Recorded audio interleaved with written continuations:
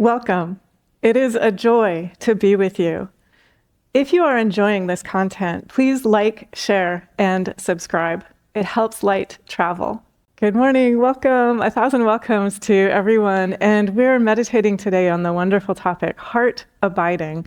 And so this is an invitation for all of us to abide always in the heart. And we've begun by meditating from the outset on the heart is the source of us. So deeper than the emotional heart is the spiritual heart, which is the source of us. And it's a bit like saying we are non-separate always. So the spiritual heart in us is always non-separate. It's always connected to pure source energy. Another way of saying this is we come pre-illuminated. We come with light. We come with the energy of radiance. And so the only question for each of us is, how much am I letting go of anything that blocks my direct felt connectedness with that radiance? And so what we do as we meditate is we sometimes come directly in contact with that energy of consciousness, that energy of bliss. This is part of our series on conscious bliss. And I'll also just say that bliss from a yogic perspective, it's not a physical sensation, it's not an emotion, it's not something that you can eat or drink or smell or taste or touch, because it's unending, which means it's not something that arises and can depart. So all the sensory experiences that I just mentioned, spiritual experiences, visions that happen in meditation, all of those arise and they also depart. So they're not bliss. They can be a reflection of bliss. They can be like an indicator, but they're not bliss. So bliss is always here, always steady, always present, always available. And we'll just be providing different entry points, different ways of connecting with that energy. And the truth is, that's the pre-illumination that each of us comes carrying. That's the natural awareness, that natural feeling of connectedness, that inner feeling of, I've got this. The divine in me knows how to respond in this particular time and place, even if my human self is sort of quirking an eyebrow saying, I've never seen this before, I don't know how to respond to this. The divine in us is always accompanying us and always guiding us. And so I will also just say, we receive guidance and support on a regular, ongoing basis, step by step, moment by moment, breath by breath. It's also important to use pure reason and a pure heart to be observing in time and space. Like, this is the feedback I seem to be getting, the guidance that seems to be coming. Does it make sense in relation to pure reason and purity of heart? So the guidance that the divine gives us, it'll be noble. It'll always help you act in wise and kind and generous ways, and it'll be helping you navigate reality in time and space. So I saw a story about a family that was driving, they were out west, and their GPS drove them to the edge of a cliff and then told them to drive off the edge of the cliff. So it's really important to sort of be double checking and just like use your pure reason. Your pure reason is given to you as a gift. And then also that nobility of heart. So the guidance that the divine gives, it's generous and it's honorable, it's noble. So always use those. And then from moment to moment, you will be enjoying, I'm starting to give some teachings from Swami Nityananda. So what is yoga? We are a community that's in the yogic tradition. We share teachings of yoga philosophy, of non-dual awareness. And Swami Nityananda says yoga is living, breathing, loving, thinking, and doing everything in the name of the beloved, the eternal, ever blissful spirit, the luminous, radiant one who shines in the depth of every heart. So yoga is heart abiding. And this also is a perfect definition for meditation. Meditation is being the energy of the eternal, ever blissful spirit, the luminous, radiant one who shines in the depth of every heart. And another way of putting this into words, meditation is merging with what you adore. So the pure energy of what you adore. This is like the absolute light, the absolute joy, the absolute peace, that absolute pure love, the source of all that you adore, merging in that. Because in truth, you're already a focalization of that. You're just an expression of that. So it's letting go of anything that seems to separate you from that and allowing yourself to be fully and purely that in time and space. Another teaching from Swami Nityananda, he says, in this way, we love ourselves into being that which we love to experience. So it comes from the energy of love. Whatever you're wanting to create, connect with the energy of love. And in the process of connecting with the energy of love, you might find something within yourself that's ready to be transformed. And so some of the traditional teachings about this say that if you are a human body, the energy of sluggishness might sometimes be experienced in your human body. And so I'm just pausing to let you check in and say, do I ever experience the energy of sluggishness in my human body? So what the yogis say is let go of self-judgment. That energy transformed, spiritualized, worked with wisely and skillfully with love, becomes the energy of steadfastness. It becomes the energy that allows you to be a mountain of bliss, sort of like unwavering, unshakable. A wave of rain just swept through where we are currently physically meditating. You are sheltered. You are in this steadiness, this calm, this quiet, this dry, even as that wave of rain sweeps past you. And so it just allows you to be that steady, solid energy of radiance, the energy of kindness and awareness, no matter what the weather is. So sometimes it's outer weather that we experience, sometimes it's the weather of emotions that we experience. We get to be steady, whatever we experience. And then yogis say that sometimes we can experience almost like a fieriness or an impatience or a restlessness. So I'm just letting you check in. Have you ever experienced that? And if so, that's the energy that if you transform it and if you work with it steadily, that allows you to be that energy of determination, the energy of devotion, the energy of fortitude. It's a sweetness, but it's also the ability to keep going when you need to keep going, but sweetly, in a non-pressured way, because you understand the energy of the whole universe. That which supports the whole universe is holding you. It's supporting you. And so, of course, energy and strength are with you always. You always have the ability to keep going forward. And then, of course, also that human feeling of haste or rush or worry or impatience naturally melts away. And what remains then is serenity. What remains then is tranquility. What remains then is the energy of pure love. So we're just inviting ourselves to be that energy always. So I want to share with you a couple of teachings. Some of them are from yogic scriptures. Some of them are contemporary stories. And we're always inviting ourselves when we hear these teachings to connect with how do they help me in my daily life live in connectedness with abiding in the heart, going continually to that energy of awareness, that energy of guidance, that divine support that is always right here. And another way of putting this is we all have the opportunity to define ourselves and to identify ourselves according to human ways of counting or measuring. Or we have the opportunity to identify and define ourselves according to divine ways of countering and measuring. And what the yogis say is that it's important to navigate skillfully in time and space in relation to the way humans count things. It's important to have awareness and be wise in relation to that. And most important of all, I'm quoting from Swami Nityananda right here. He says, there is no duty superior to establishing the kingdom of righteousness within yourself. And so he's saying that comes first, like being in that divine energy of awareness, that divine energy of love, that divine energy of generosity, that divine energy of caring. And then that will allow you to navigate human standards, human ways of measuring and counting.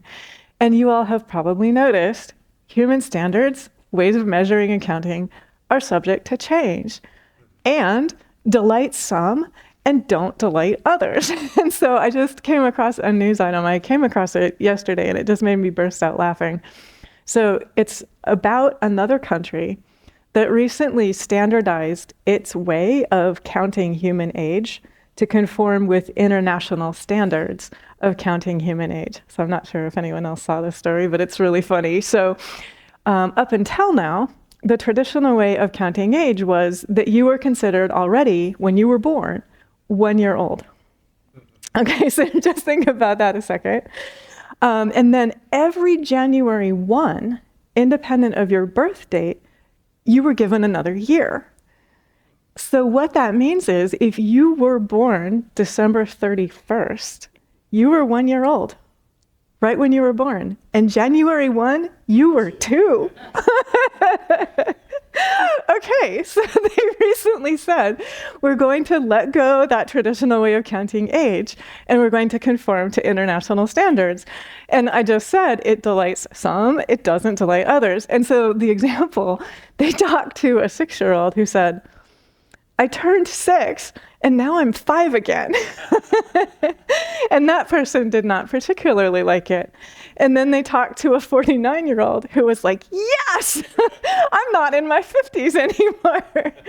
And so just to kind of keep that sense of humor, that human ways of counting, human ways of measuring, they are subject to change.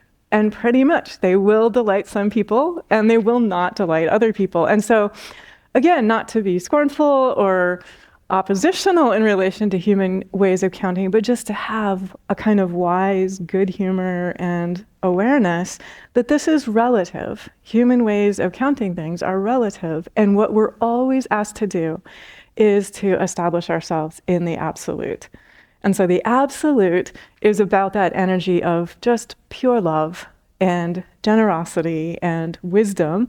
And it is beginningless, it is endless, it is unchanging, and it is always present. So we can always count on it, always. And that's the ability to turn within and connect with whatever we are seeking. So say that you are seeking calm, turn within. And I vow to connect with the energy of calm within myself. I vow to give myself the gift of filling my body with the energy of calm. And there's nothing more important than this. So I will connect with this energy of calm, even if in time and space I receive invitations to connect with other energies that would distract me from my deep enjoyment of calm. And so then as you connect with that energy of calm, it helps you be aware, it helps you be present, it helps you share the energy of calm with other humans who might not always be steady in that energy of calm. And so I'll start to connect with a couple of teachings from the tradition, and then I think I have time for one more story as well. But Lahiri, who is one of the teachers in our line of teachers, gives a couple of really wonderful pieces of advice. He says, when we meditate with love and affection. Pay attention only to the divine. So if you're finding yourself as you meditate that things other than the divine are intruding, offer that to the divine. Whatever it is that seems to be interrupting your awareness of the divine, simply offer that to the divine. Swami Shankarananda says, if it takes 100,000 times, do it 100,000 times if that's how many times it takes. And every time you do this, what happens is you're creating new pathways. You're actually creating new neural pathways so that you will increasingly, your default setting will be, I'm focused on that energy of love. I'm focused on that energy of unconditional caring. I'm focused on that purity of heart. I'm focused on that non-judgmental, compassionate awareness. And I'm able to share that non-judgmental, compassionate awareness with myself, and I'm also able to share it with others. And so the energy of judgment is temporary. It's of the mind. And so we're invited to love our minds so much that we transform the energy of judgment into the energy of compassion, into the energy of understanding. And that allows us to be compassionate with ourselves. It allows us to be compassionate with others, understanding with ourselves, understanding with others as well. So as we meditate, Lahiri says, the mind becomes compassionate and divine grace is received also. And so we don't have to even ask for divine grace. Divine grace will come to us as we meditate. Keep meditating. Divine grace is with you always. And what happens is you realize divine grace has been here all along. Divine grace has been here in what seemed to be self-effort, in what seemed to be myself choosing to sit down and meditate. That's divine grace too. And so if you're having a struggle with sitting down and meditating, ask divine grace to sit down and meditate through you. And that just really helps. It helps sort of like infuse your human self with the awareness, the confidence, the faith, the strength, the courage, the joy, the gladness that the divine can do this through you, even if your human self has a question of how can I do this? How can I allow this to be unfolded? The Yoga Vasishta says, remove dullness and be established in the truth in your heart. That's back to that energy of anything that seems to obscure the light, but also anything that seems to be sluggish, anything that seems to be resistant in me.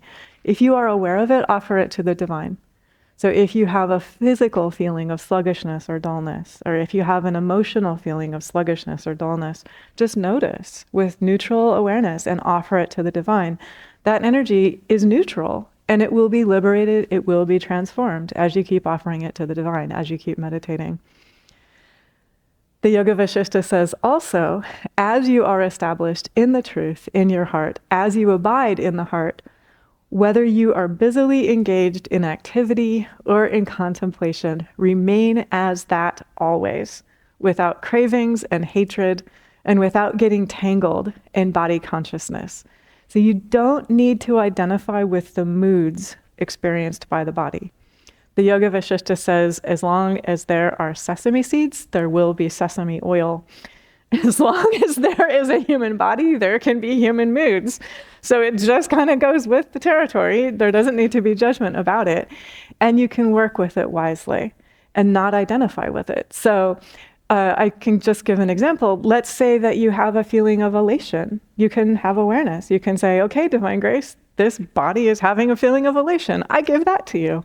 Say that you have a feeling of despair. You can say, Divine Grace, I notice this body is having a feeling of despair. I give that to you. And in this way, you remain in the calm, quiet, still center, independent of what the weather is doing, right? So that rainstorm that just blew by us didn't really touch us right here. And when you are abiding in the heart, this is the same. So human elation comes, human elation goes. You are calm, still abiding. Human despair comes, human despair goes. You are calm, still abiding. And so the pairs of opposites may still be there, but you just have this sort of peace, independent of whatever is going on in your life and in time and space as well. And that right there, I mean, that's back to, that is yoga. That is self-realization. That is meditation, living and breathing and moving and thinking and being in that energy of radiance, in that energy of pure love. The Yoga Vasishta also says, the seemingly endless stream of ignorance can be crossed over only by the constant company of the holy ones. And so ignorance, according to the yogis, is anything that blocks our own awareness of the light. The light's always here, and we're invited pretty clearly to identify with things other than the light. And so those who love the light and who are established and steady in the light help us remember that's the real. All these other things are temporary. They're passing. I don't need to be overly dismayed by them. I don't need to be craving in relation to them. I can notice. I can navigate them wisely. But I can keep company always with the light. And so it's very important, according to the yogis, to have contact. This particular teaching says have constant company with those who are steady in the light, with those who know and love the light. From such company there arises wisdom concerning what is worth seeking and what is to be avoided. Then there arises the pure wish to attain liberation. And what happens gradually is our identification with anything other than what is always here, what is just that pure, unshakable, bright, radiant gladness and generosity, it just melts away. It gradually becomes thinner and thinner and thinner, and then it's just gone. So if you ever notice, like, you can wake up one day and it's foggy, and then a couple hours later you look and you're like, oh, the fog is just not here anymore. So as we meditate, that happens. The light of meditation melts away any fog of confusion, any fog of doubt, any fog of illusion, any fog of limitation. And so when we gather together in meditation, we strengthen that for ourselves. We also strengthen it for one another. And I don't know if you could feel that, but the energy that was generated here was vast as we were meditating in that opening silent meditation. And that vast energy of quiet and peace and gladness and joy and generosity really does radiate out. It becomes increasingly available in time and space for others who love that energy of quiet and steadiness and peace. I would like to share a traditional story from the yogis, which reminds us that sometimes when we embark upon a practice of meditation, or sometimes when we embark upon a conscious embracing of a spiritual path, it can seem like the way is long.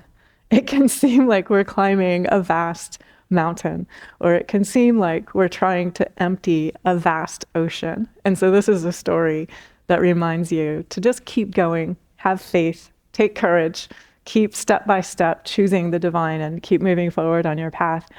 And so I'll also just mention by way of introduction that it's one of the yogic stories that Vishnu, who is the energy of compassion, has a steed, and his steed is a giant mythical bird known as Garuda. So Garuda is this giant mythical bird, and usually compassion rides this giant mythical bird. And I would also say that compassion in the yogic tradition is wisdom and love blended, and it always helps find a way forward. And so Garuda, this giant mythical bird, carries compassion, carries love and wisdom, and always helps find a way forward. So keep that as kind of backstory. And the story begins, there's a little sparrow who lays her eggs by the sea, and the sea takes her eggs, and she feels completely bereft. And she asks the sea very nicely, "Will you please return my eggs to me?" And the sea says, "No, I'm going to keep your eggs." And so the sparrow says, "I will empty the sea. Using my beak, I will empty the sea." And so the sparrow, drop by drop, starts taking a drop of the sea and emptying it, drop by drop, faithfully, with absolute steadfast love and dedication, is emptying the sea, drop by drop. And all the birds start talking about this. Look at this. She, on her own, with her own tiny little beak, is trying to empty this vast ocean. And as the birds talk, word reaches Garuda. And Garuda sweeps down and lands by the sparrow. And he says to her, "What are you doing?" And she says, "I have to empty the sea. The sea took my eggs and it wouldn't return them to me, and so drop by drop, I am emptying the sea." And Garuda is this mighty, mythical, vast bird. And Garuda booms to the ocean and he says, "Do you want me to empty you? Do you want me to combine my efforts with hers?" And the sea says, "How about I return those eggs to you, my sparrow friend?"